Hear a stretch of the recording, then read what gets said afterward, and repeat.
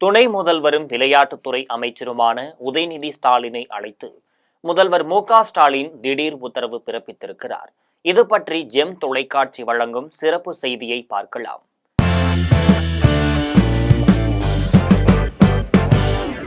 தேர்தலுக்கு இன்னும் 10 மாதங்களே உள்ள நிலையில் இப்பொழுது முன்னணி கட்சிகள் அனைத்தும் தேர்தல் களத்தில் குதித்துவிட்டனர்.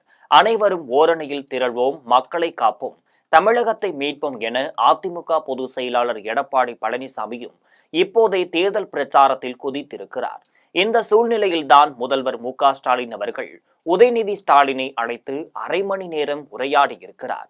ஏற்கனவே 2023ஆம் ஆண்டு மாமன்னன் படத்தோடு தனது சினிமா வாழ்க்கைக்கு முடிவு கட்டிவிட்டதாக உதயநிதி ஸ்டாலின் அறிவித்து இப்பொழுது படங்கள் தயாரிப்பதில் மட்டும் கவனம் செலுத்தி வருகிறார். அவருடைய ரெட் ஜெயன்ட்ஸ் தயாரிப்பு நிறுவனம் இப்பொழுது படங்களை வாங்கி விநியோகம் செய்யும் வேலையை மட்டும் பார்த்து வருகிறது. முன்னதாக கமலஹாசன் நடித்த தக்லை படம்தான் ரெட் ஜெயன்ட்ஸ் தயாரித்த கடைசி படமாக இருக்கும் என தெரிய வருகிறது. இது தவிர சூப்பர் ஸ்டார் ரஜினிகாந்த் நடித்த கூலி படத்தின் தமிழக விநியோக உரிமையை ரெட் ஜெயன்ட்ஸ் மூவி தான் வாங்கியுள்ளது. அதே போல சிவகார்த்திகேயன் நடித்து வரும் பராசக்தி படத்தின் உரிமையும் ரெட் ஜெயன்ட்ஸின் கையில்தான் இருந்து வருகிறது.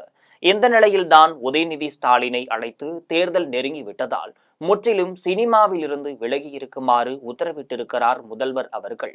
கூலி மற்றும் பராசக்தி படத்தோடு ரெட் ஜெயன்ட்ஸ் மூவிஸ் நிறுவனத்திற்கு சிறிது இடைவேளை விட்டு தற்பொழுது தேர்தல் வேலையை மட்டுமே பார்க்கும்படி உதயநிதி ஸ்டாலினுக்கு அவர் உத்தரவிட்டிருக்கிறார். இதனால் சிவகார்த்திகேயன் நடித்த பராசக்தி படத்துடன் ரெட் ஜெயன்ட்ஸ் மூவிஸ் தற்போது இழுத்து மூடப்படுகிறது. உதயநிதி ஸ்டாலின் முழுக்க அரசியல் மற்றும் தேர்தல் காலத்தில் கவனம் செலுத்த இருக்கிறார் என்பது முக்கிய செய்தியாகும்.